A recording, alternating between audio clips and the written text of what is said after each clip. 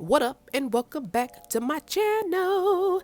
And today we're gonna be making some catfish and spaghetti. I've been craving this and it was my first time making catfish, frying some catfish. Like that was, just watch what happens. So I did this, I started off going into this thinking I was gonna do it where you could watch me cook it, but then it went bad real fast. Watch.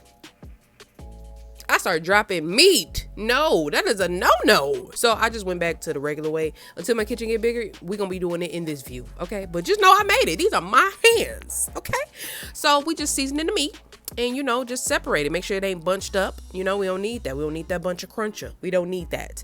So that's all I'm doing, just browning the meat. Once it is browned, you're going to put it to the side because just watch. This is I always do my processes differently. I usually cook my onions and peppers with my meat, but I wanted to do that different. I just wanted to do this differently today. Okay, I wanted to cook everything separate and then put everything together at the end. So this was the meat when it was done. Put that to the side. Okay, in the same pot. Once I got all the meat out, put some more butter in there, and I put the peppers and onions in there because we're gonna get them softened. Okay, we want a nice softened pepper and onion because we're gonna be adding the sauce directly to this. Everything gonna be added to this, so this is gonna be starting the sauce off. Okay, so we're gonna do that, and while that is softening, I'm gonna be boiling my thick spaghetti noodles. I will not be using these again because they start getting tender, it start separating.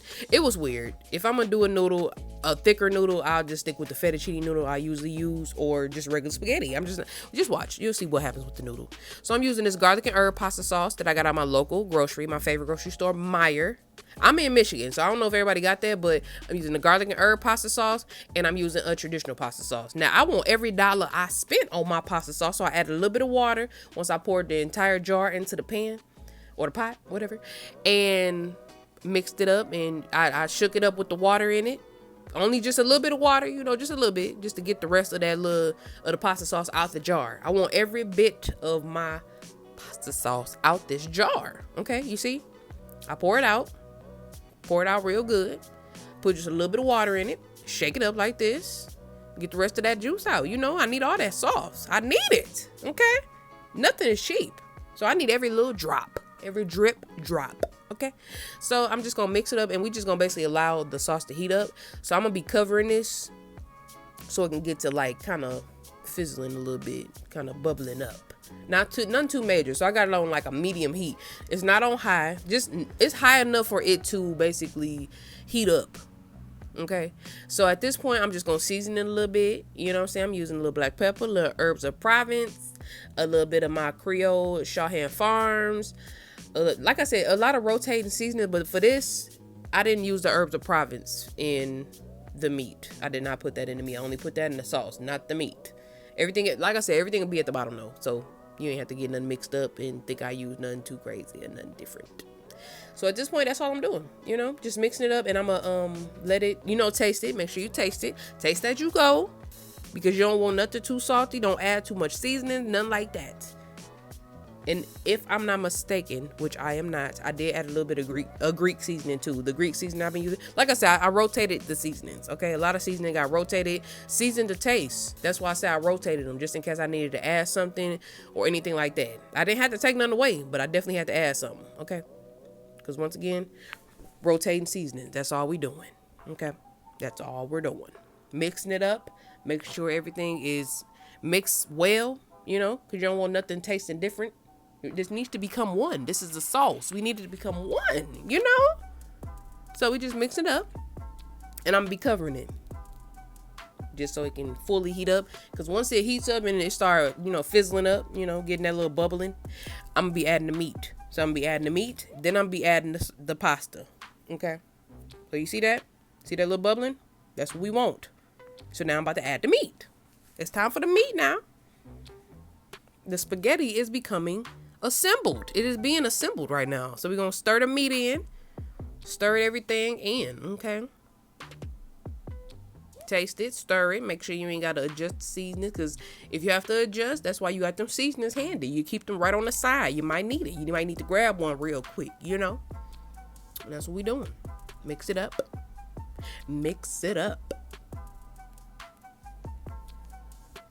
Adjust the seasonings as needed. I just been craving it so bad. I used to get this meal when my cousin in my hometown, she had a restaurant, and I would come even when I didn't stay, like I would come all the way from where I'm at to come all the way to my hometown just to get her fish and spaghetti because it was so good. Like, oh my gosh, like my family just blessed, okay? The ones that do cook, we blessed. I ain't had nobody in my family cooking that I didn't like. Even the ones that don't even cook like that. Like, it's just, you got it or you don't. You know what I'm saying? But you can learn. I feel like anybody can learn. Anybody can learn how to cook. You can learn how to do anything at any time. I believe it. And you better believe it too. If you want to learn something, you can learn. Don't think you too old. You can learn, okay? Don't let nobody tell you too old. You ain't too old to do nothing. Fulfill your desires and your dreams, man. Go out there and do it, okay? Do it. I want to do it. That's what I'm doing. You know, that's why I'm posting my recipes. I'm sharing my everything with the world because I want people to just make my food. You know, try it. Try my recipes out. Cause a lot of these, like I said, a lot of these are experiments that when y'all make it, it's like it's coming to life even more. You know, I love cooking. So when people make my food, it just make me feel just so warm and fuzzy inside. And I love that for us. I love that for me. You know, cause mark my words. I'm gonna be great. I'm gonna be great. My name gonna be in the stoves. I'm gonna be selling products. I don't know. Like, I'm just putting anything into existence. I just want my name everywhere. Copyright. I'm gonna be copyright. Okay? Trademarking. And look at this. Once you mix everything in, that's how it looked. And now that was a spaghetti. Now we gonna get into the catfish. So they had some nice size catfishes at my local grocery store that sell catfish, you know. So I got 2 pieces because it was just me and babe. We didn't need too much. Okay, I had 3 pieces, but I'm gonna say the other piece for like catfish nuggets or something like that. So I added mustard and I added some hot sauce. Okay, I should have added some buttermilk because I did have buttermilk. I don't know why I didn't add that with this. Like, it was some things I'm gonna do differently, but like I said, this was my very first time making this catfish. So I just wanted to I don't know. It should have been more wet. That was my first mistake. It wasn't wet enough. It was not wet enough. So some of the crust, on one of the pieces was like kind of falling off and stuff. So like I said, you gotta know what you're doing and see where you went wrong and learn from that. And that's what I do when it comes to this cooking thing. Because either way, the taste was there. You know, the crust was fine. The fish was, listen, it was fine. The seasoning was there. That's one thing you ain't got to worry about when it comes to me. That seasoning's gonna be there. Okay. So when I mixed that together and got all that, the seasoning and all that on there, like I said, I'm just rotating seasonings. I'm not adding anything. I don't want no new flavors. I don't want everything to taste the same, but everything gonna have an individual flavor. So I just made sure I just rotated and just, you know, didn't do too much. Now with the fish fry, I'm just using a Louisiana crispy fish fry, and I added some Greek seasoning to that. I couldn't even get the word out. I have a hard time saying Louisiana sometimes. You know, when you talk too fast, it just come out crazy.